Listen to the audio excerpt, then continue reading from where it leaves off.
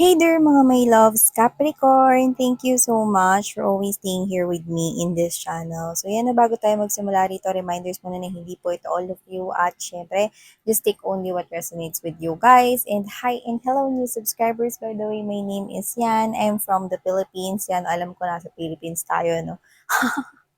Maaari. Hi din sa ibang parts of the world, of course, no, sa mga Filipinos out there. No? So, yan. Thank you so much, Capricorn. So, yun, no, wala tayo dito gender by lalaki LGBT, cross-watchers. You can flip roles if you want.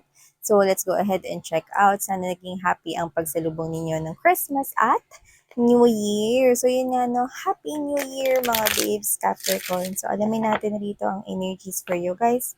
Spirits and Angel Guides, Archangel Michael, maraming salamat for being present here in this reading.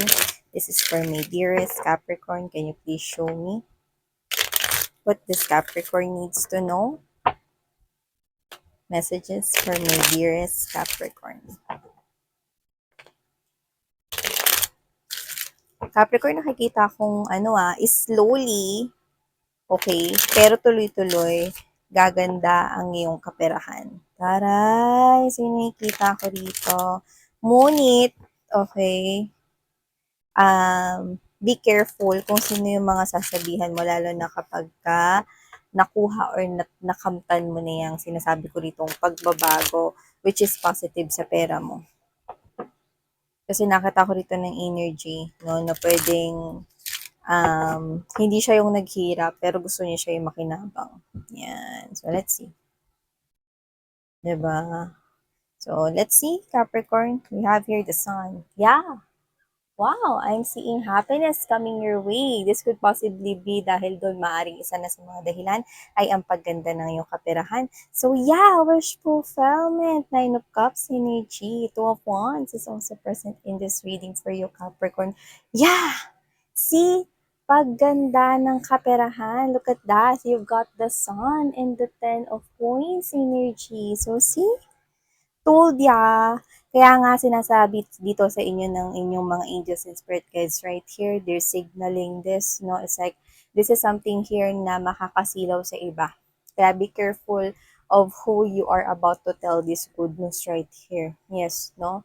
If you feel like na kahit close kayo rito or malapit siya sa buhay mo, if you feel like na parang nararamdaman mo, no, or ito, na parang sinasabi ng intuition mo na dapat hindi mo i-share sa kanya yung blessings mo, then wag.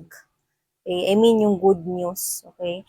Not necessarily, wag i-share yung blessings, pero I do see na maaaring mag-celebrate ka rito, like papakain ka, or mandilibre ka, no? So, nakikita ko rito na maaambunan siya ng blessings. What I'm trying to say is that, meron kasi rito na nagraradiate, no, ng mensahe na posible, okay, na yung connected sa'yo, which is I do pick up close, pwedeng relatives or family member, no?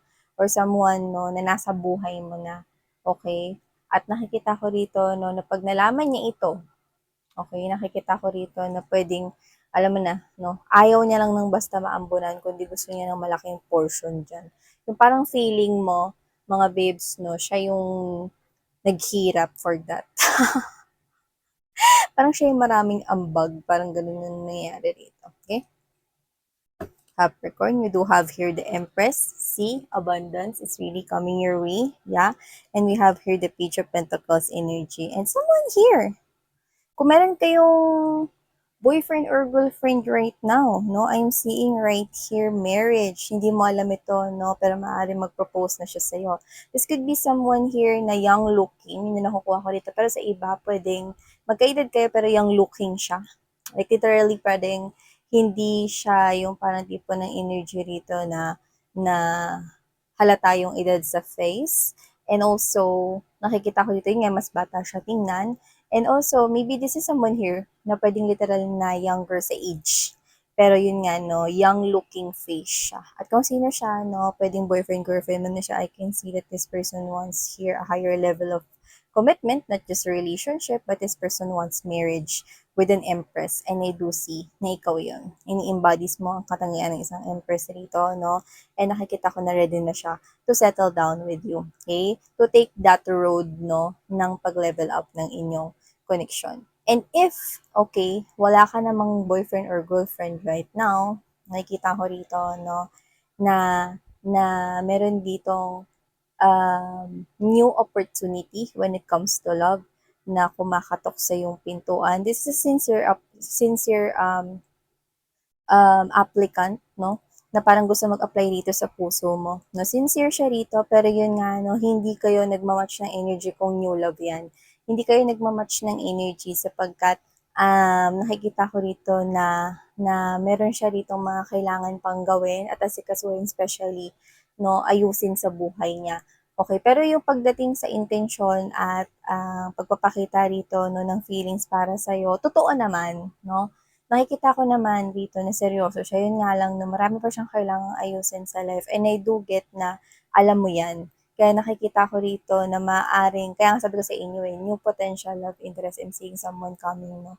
Pero yun nga, alam mo kung ano yung dapat mong gawin sa situation. Yan, no? So, I do not see na magda-dive ka, no, agad-agad into a relationship with this person kasi ikaw to na-impress ka. You do not match this person's energy, you're not being judgmental, and at the same time, hindi mo rin naman minamatay itong person na to, no? Pero marami pa siya, hindi lang sa financial stability, no? Marami pa siyang kailangan ayusin sa life niya itself.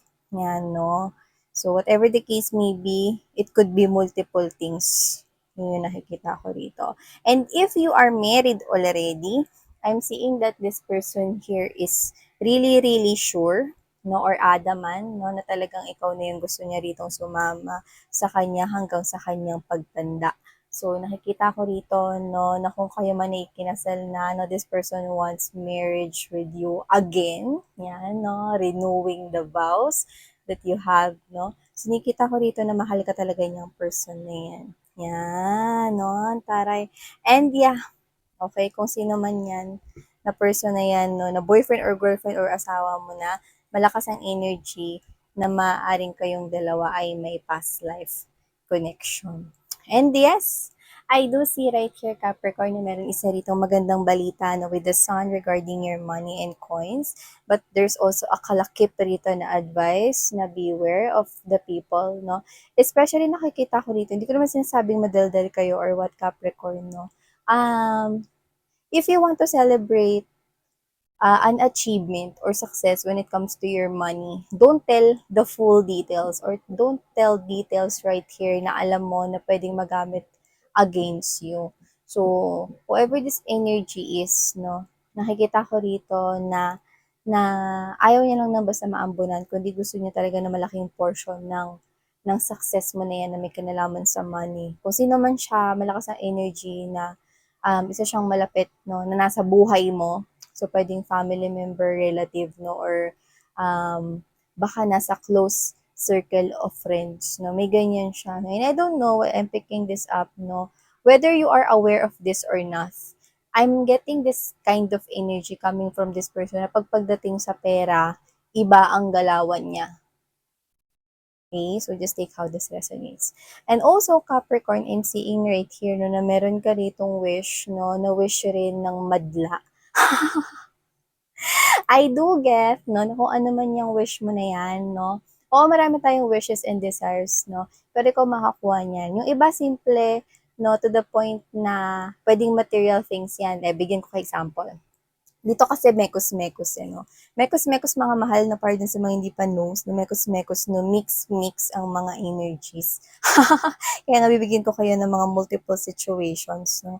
Para dun sa mga energies rito na meron kayong wish like material things or material gain, no. Like let's say, car, no. It's a vintage car and you're looking for that model of car, no, matagal na. And hindi lang ikaw yung nakatingin dyan at hindi lang ikaw yung naghahanap ng ganyan same color, same model, no, same everything, no, kung ano yung gusto mo, no. Yan, no. Pero sa'yo mapupunta. Yan, no. Marireserve mo yan, car na yan. Like literally, hello, sir? Ay, pasensya na po kayo. Like literally puwedeng last time tumawag ka, "Ay, hello sir, pasensya na po kayo kasi nakuha na po yung model ng car, eh. Eh, nag-iisa na lang po yun." Ah, ganun ba yan 'no? Well, nakita ko rito 'no, na muling tatawag sa'yo yun. Ay naku sir, gusto niyo pa po bang kunin ito? Kasi po nagbago po yung isip ng ganyan. Ganyan po yan 'no, meron ka ditong wish na gusto rin ng ibang tao pero sa'yo mapupunta. Hindi lang yan sa material things 'no, puwede rin yan, yun nga, yung sa lupa, bahay 'no. Puwede rin yan elote na gusto mo rito 'no na na, yung tinitingnan mo ng kay tagal 'no, specific na address, lote 'no, papatuyuan ng bahay. Yung iba naman, tao yan. Puwedeng meron kayong crush na nagugustuhan, na meron ring mga iba nagkakagusto sa kanya, makukuha niyo siya.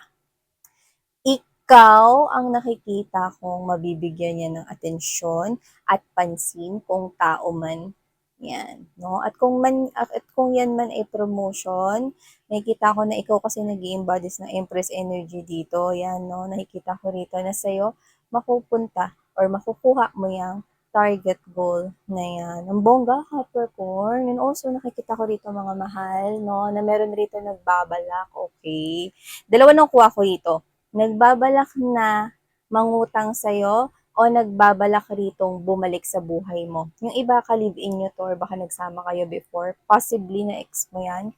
Nag-iisip pa lang naman siyang babalik sa'yo, okey, na nakikita ko rito. Wala pa siyang desisyon pero nakikita ko na malapit ng mabuo yung kanyang loob 'no, Capricorn, na bumalik sa'yo rito 'no. Nakakaramdam ako ng isang ano, kahihiyan 'no, na parang kahihiyan na parang nahihiya siya dun sa kahihiyan na puwedeng ginawa niya sa'yo, 'yan. At posibleng ito ay ang pagtalikod niya, pag-alis niya, paglayo, okey, or pag-abandona sa'yo 'no. Lalo na kung ka-live-in ka in relationship mo siya noon. Ang isa ko nakukuha rito, meron nagbabalak 'no, na nagpaplano rito na lumapit sa'yo at mangutang ng malaking sum of money. Kaya kung sino man siya 'no, wag mo iba 'to dun sa sinasabi kong ano ha, kanina na merong malapit sa'yo na ano, na gusto ng malaking portion ng success mo sa pera. Iba 'to.